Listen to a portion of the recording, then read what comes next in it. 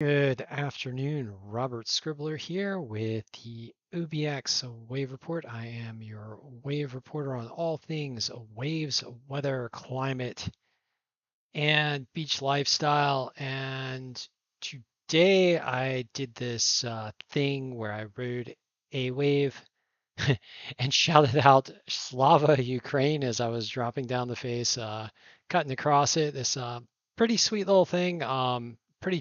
It was relatively choppy, bumpy, 4 foot wave, relatively rough surf out there, generally speaking, today, but kind of fun Slava Ukraine tribute wave today. And I thought I would talk a little bit about Ukraine and clean energy. Ukraine continues to fight off the brutal, criminal, and genocidal invasion of its country by the tyrannical Vladimir Putin, and yet Ukraine is still brave and forward looking enough to promote clean energy. And I wanted to show you this tweet by Svetlana Romanko, who is at a bilateral conference on the reconstruction of Ukraine in Italy, promoting a main goal for rebuilding Ukraine with renewable energy. And she is promoting clean energy for Ukraine's reconstruction. Svetlana is very clear-eyed on some of the causes of the Ukraine conflict, and one of them being Vladimir Putin's ability to terrorize Europe by threatening to cut off gas supplies, which fortunately for the free democracies of the world has blown up in Vladimir Putin's face because right now the world, in response to the totalitarian tyrannical invasion of Ukraine, has doubled down on clean energy. That there has been a massive push for clean energy across Europe, within Ukraine itself, in the United States, and in Asia as well. So just generally a big push away from fossil fuels this year, in large part due to the West trying to decouple energy ties with Russia and turning to clean energy in large part to do that. And I did want to highlight this post, or this headline from Fortune. I'm just going to read the headline. I'll recommend you read the article by Tristan Rove back on April the 12th.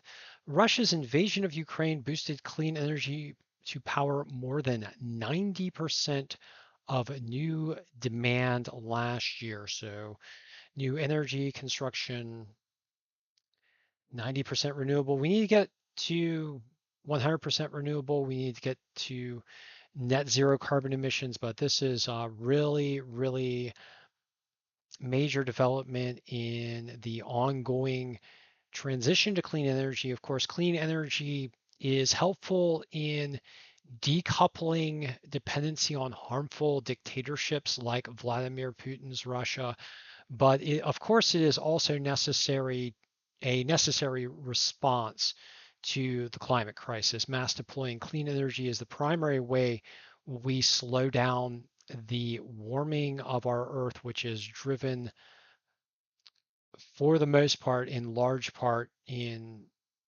90% or more by fossil fuel burning. So good news on the clean energy front, and good news for real freedom and democracy as the world moves more and more toward clean energy. All right, so let's get to the OBX wave report for today.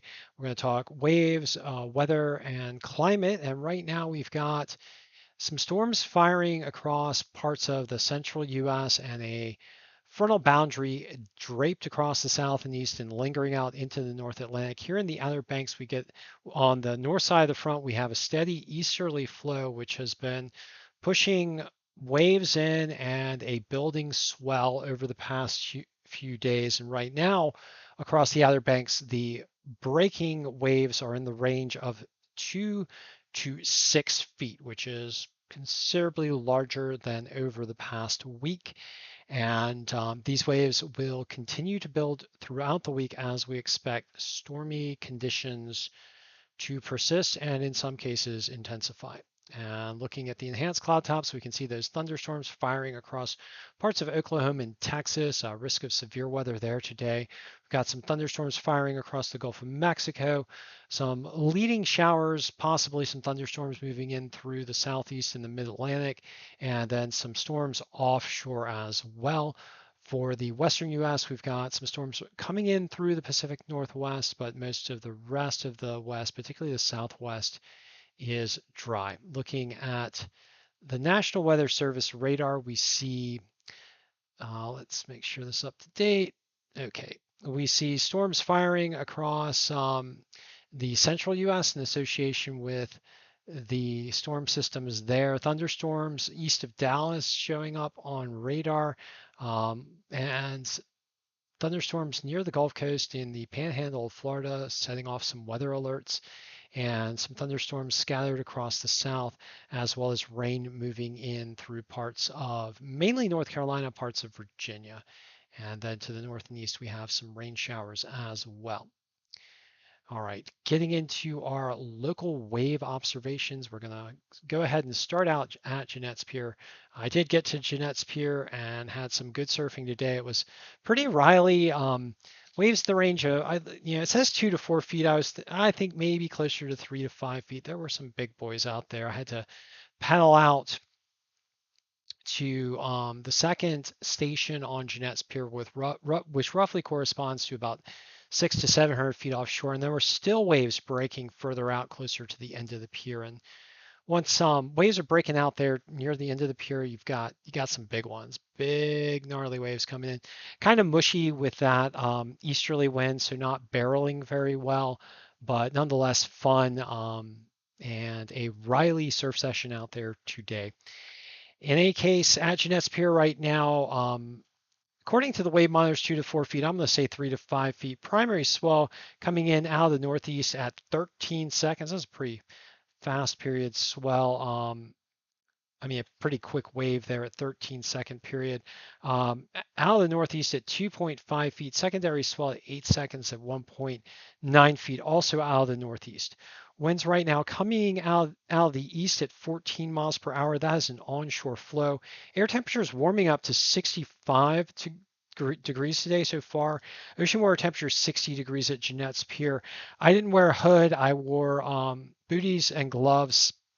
I don't know, might not have really needed the gloves. The water was a little cold on the hands, so I just decided to err on the side of caution. Mostly sunny today for the weather, high in the mid 60s, east winds 10 to 25 miles per hour, clouding up tonight, possible shower by midnight or past midnight this evening. And then moving on down the coast to Rodanthe, we have waves in the range of 3 to 5 foot as well. A primary swell coming out of the northeast at 12 seconds as a 3.5 foot swell. Secondary swell coming in out of the southeast at 4 seconds. That is a 1 foot swell. Winds out of the east northeast at 11 miles per hour. That is an onshore flow. Air temperatures 70 degrees at Rodanthe today. Ocean water temperatures 66. Weather conditions mostly sunny, high near 70. East winds 15 to 20 miles per hour. Clouds building by evening. Possible rain late tonight around midnight or later. And heading on down south past Avon, where waves are also 3 to 5 feet. We're going to stop at Buxton for our last stop, where the waves are 5 to 6 feet, with a primary swell coming in at 12 seconds at 4 feet out of the east, and a secondary swell coming in at 4 seconds at 1.6 feet out of the southeast. Winds out of the east at 15 miles per hour. That is an onshore flow. Air temperature 68 degrees Fahrenheit. Ocean water temperature 69, dudes. And weather conditions today, mostly sunny. High in the upper 60s. East winds in the 15 to 20 mile per hour range. Clouds building by evening and late rain around midnight or later tonight. All right. now let's get into some of the longer range weather forecasts and climate observations. And the climate observations for today find that the global temperature anomaly is in the range of 0.412 degrees Celsius above normal. We've got the Arctic at 0.64 degrees Celsius above normal, the tropics at 0.311 degrees Celsius above normal, and the Arctic at 0.685 degrees Celsius above normal. No major climate zones again showing below normal temperatures. And of course, these readings are based on the 1981 to 2010 reference period, which is on an already warmer than normal period. And we expect, unfortunately, we expect global temperatures to potentially challenge or exceed new records as El Nino begins to fire up in the eastern equatorial Pacific. All right, getting down to some of our longer range forecasts from the climate prediction center, we expect temperatures be below normal in the east in association with a trough, above normal in the west and northwest, and below normal for the extreme southwest near the coastlines.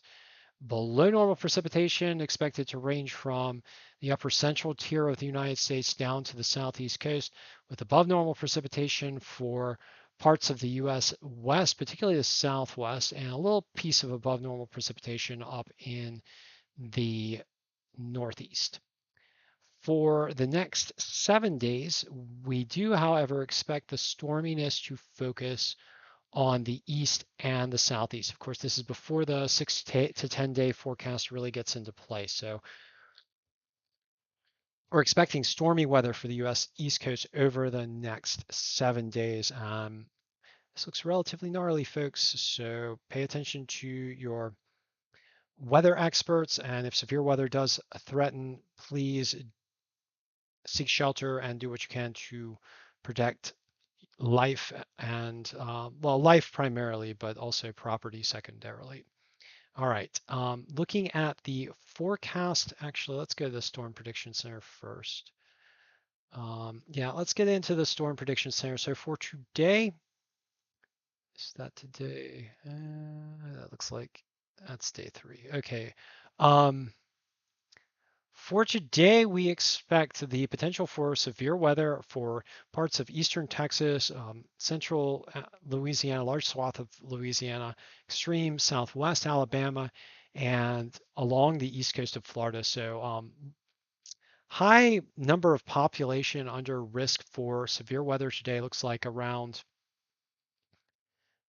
46 million people under risk for severe weather today. So once again, if severe weather threatens, please do what you can to preserve life, and also please listen to your local weather experts and your emergency management folk for any advisories should severe weather threaten. And for tomorrow, we've got an enhanced or increased potential for severe weather, primarily focusing on the Gulf Coast states, and then for let's see, that's Friday. For Friday, we have once again an enhanced risk of severe thunderstorms or increased risk of severe thunderstorms for a good swath of Texas with a slight chance of severe thunderstorms for the U.S. Southeast. So generally stormy conditions dominating the Gulf Coast region and the U.S. Southeast over the next few days. All right, now looking at the global forecast system model, we can see that storminess spread across parts of the south central US and into the US Southeast.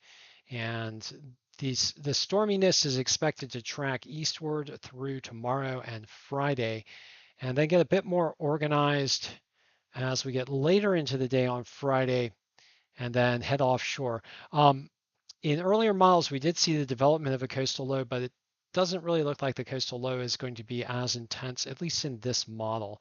And then by Sunday, we've got another powerful impulse moving across the Gulf of Mexico, which then roars across Florida and then out into the Atlantic, powering a low pressure system that just gets pretty strong up here north of the Great Lakes and into southeastern Canada with a strong frontal system moving in.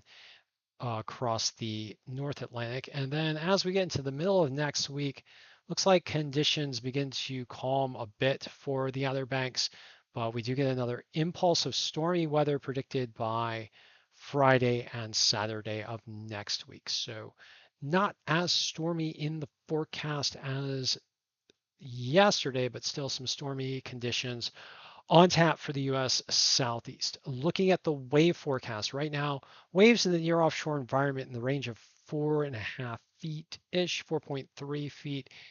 For tomorrow, waves expected to build a little, particularly in regions south, with near offshore waves in the range of 4 to 8 feet, depending on your location. And then as we get into Friday, waves building once again. The direction coming from east, heading west, these waves are heading straight toward the Outer Banks. And waves on Friday in the range of 8.5 to looks like a 10 to 11 feet in the near offshore environment. And then as we get into Saturday, waves remaining pretty high on Saturday in the near offshore environment in the range of 7 to 8 feet. And then on Sunday, waves tamping down a bit, but still remaining rather high in the 5 to 6 foot range. With less storminess on tap, a less powerful coastal low, I would expect these waves to be not quite as choppy, but nonetheless, we do have a consistent onshore flow with fetch and relatively strong winds. So although I say not as choppy, it's still likely to be choppy on certain days. Although if we do get days where the winds moderate, and it does look like that might be the case on Sunday. Yeah, the waves might start to get glassy. Let's look at Saturday. Yeah, these winds are not so bad. On Saturday, winds out of the southwest. It looks like 10 to 15 miles per hour. That actually could hollow out those big waves. And so we might actually have an amazing day on Saturday for big waves, big clean waves. Starting to look exciting for the wave forecast, actually. I don't know, 7 foot big clean waves. That sounds fun. Okay.